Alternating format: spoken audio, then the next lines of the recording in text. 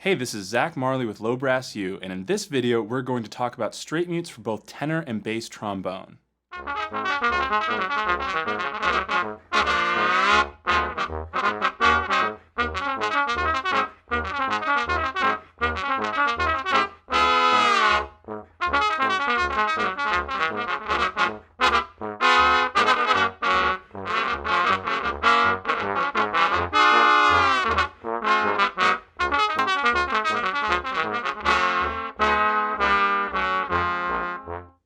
Over the next few weeks, I'll be releasing videos on mutes for low brass instruments. These videos will not necessarily be a detailed review of each model, but rather give an overview of some of the top brands and things to look out for when you're in the market for a mute.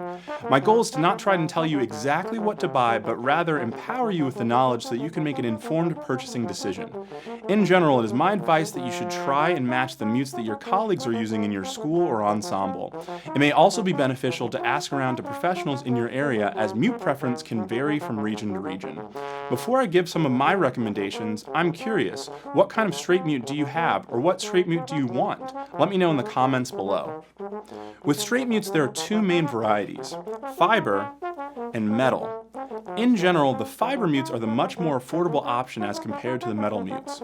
This is a vintage fiber mute made by the company Ray Robinson and does produce a nice sound that may have a little less edge in some dynamics than the metal mute, and may even be more stylistically appropriate for playing big band music from the earlier portion of the 20th century.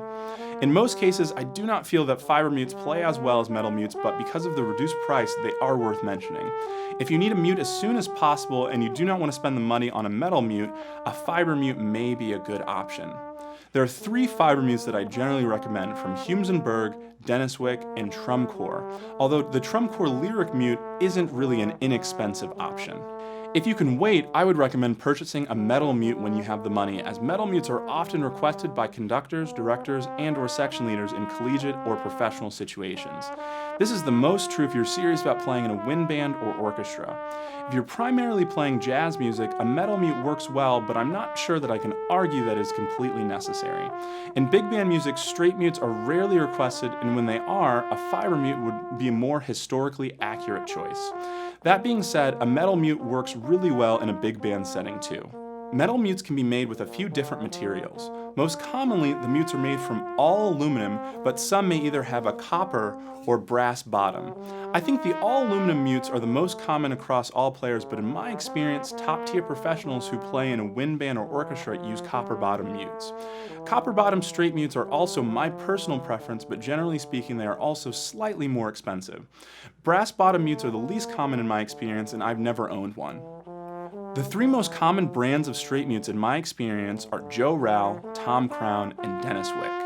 All of these three companies make great mutes for both tenor and bass trombone, and I do not think that you'll be disappointed with any of these mutes.